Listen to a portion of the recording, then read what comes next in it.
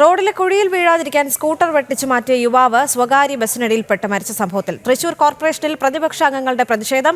BJP Congress കൗൺസിലർമാരാണ് പ്രതിഷേധിക്കുന്നത്. Corporation റോഡുകളുടെ ശോചനീയാവസ്ഥയെ ചൊല്ലിയാണ് പ്രതിഷേധം.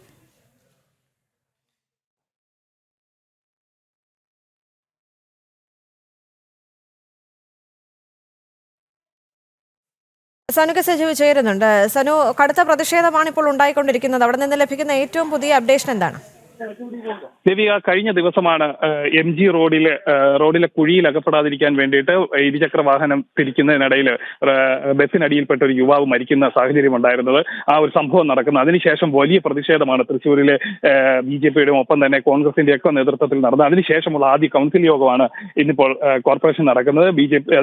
BJP കൗൺസിലർമാരുടെ ഒപ്പം കോൺഗ്രസ് കൗൺസിലർമാരുടെ വലിയൊരു പ്രതിഷേധമാണ് ഇവിടെ നടന്നുകൊണ്ടിരിക്കുന്നത്. അതായത് ഈ കുഴികൾ അടയ്ക്കാതെ കോർപ്പറേഷന് കീഴിലുള്ള റോഡുകളെല്ലാം തകർന്ന് താറുമാറായി കിടക്കുകയാണ്. അതുകൊണ്ട് തന്നെ ഈ റോഡിലെ കുഴികൾ അടയ്ക്കാതെ പ്രതിഷേധം അവസാനിപ്പിക്കില്ല എന്ന് തന്നെയാണ് കൗൺസിലർമാർ അറിയിച്ചിട്ടുള്ളത്.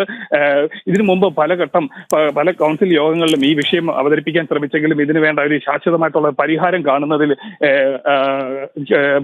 കോർപ്പറേഷൻ ഇതുവരെ വീഴ്ച വരുത്തി എന്നടക്കമുള്ള കാര്യങ്ങൾ ഉയർത്തി കാണിച്ചുകൊണ്ടാണ് പ്രതിഷേധം നടന്നുകൊണ്ടിരിക്കുന്നത്. BJP പാർലമെന്ററി പാർട്ടി ലീഡർ വിനോദിന്റെയും അതേപോലെ തന്നെ രാജൻ പല്ലൻ, അതായത് കോൺഗ്രസ് പ്രതിപക്ഷ നേതാവ് രാജൻ പല്ലന്റെ അടക്കമുള്ള നേതൃത്വത്തിൽ വലിയ പ്രതിഷേധമാണ് കൗൺസിൽ ഹാളിൽ നടന്നുകൊണ്ടിരിക്കുന്നത്. ദേവിക. ശരി.